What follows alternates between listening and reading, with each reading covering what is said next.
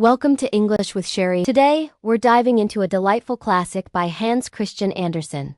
A tale that proves royalty isn't just about crowns and castles, but maybe, just maybe, about extremely sensitive skin. We're talking about The Princess and the Pea. This story is short, sweet, and surprisingly influential. Have you ever heard someone described as being like the princess and the pea? This is where that phrase comes from. It's perfect for practicing your English listening and building that intermediate vocabulary. So, settle in and let's begin the adventure. Once upon a time, there was a young prince who was determined to marry a real princess. Not just any princess, mind you, but a genuine, honest-to-goodness princess. He traveled all over the world, searching high and low. He met many princesses, but something always seemed a bit off. There was always a question in his mind. A lingering doubt about whether they were truly royal, deep down. He couldn't quite tell the difference between a real princess and a very convincing imitation. Eventually, the prince returned home, feeling terribly disappointed and sad. He desperately wanted a real princess, but he just couldn't find one he was absolutely certain about. One stormy evening, the weather was truly awful. The rain poured down in torrents, the thunder rumbled loudly, and the lightning flashed across the sky. It was a miserable night to be outside.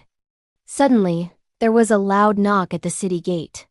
The old king himself went to open the gate, and who should be standing there but a princess? At least she claimed to be a princess. But oh dear, what a sight she was.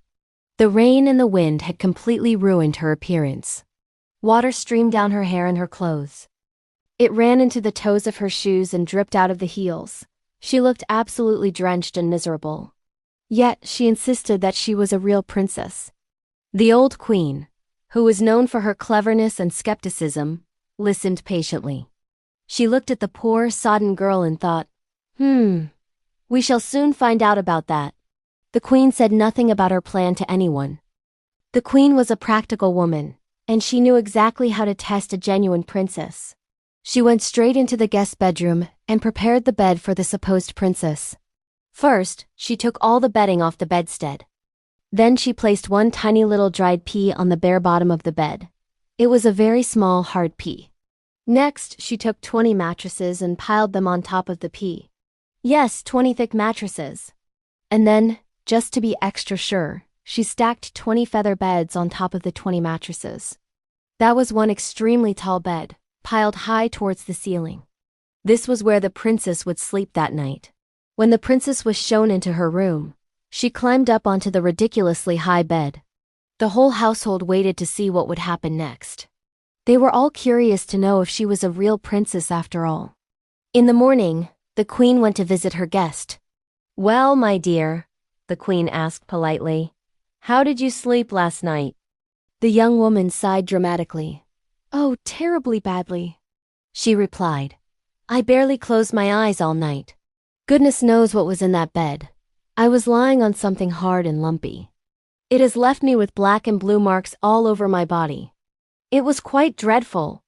The queen exchanged a knowing glance with the king and the prince. They all realized immediately what this meant.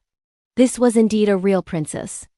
Only a true princess would have such delicate, sensitive skin that she could feel one tiny pea through 20 mattresses and 20 feather beds. No one else could possibly be that sensitive. It was the perfect proof of her royal blood. And so, because the prince now knew for sure that he had found a real princess, he was overjoyed. He immediately asked her to marry him.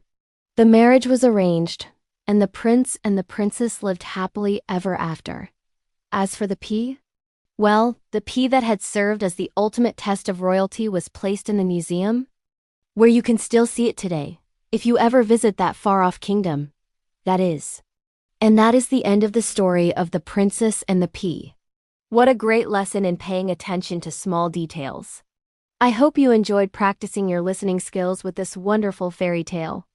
If you liked this story and want more English practice, please hit the subscribe button and give this video a thumbs up.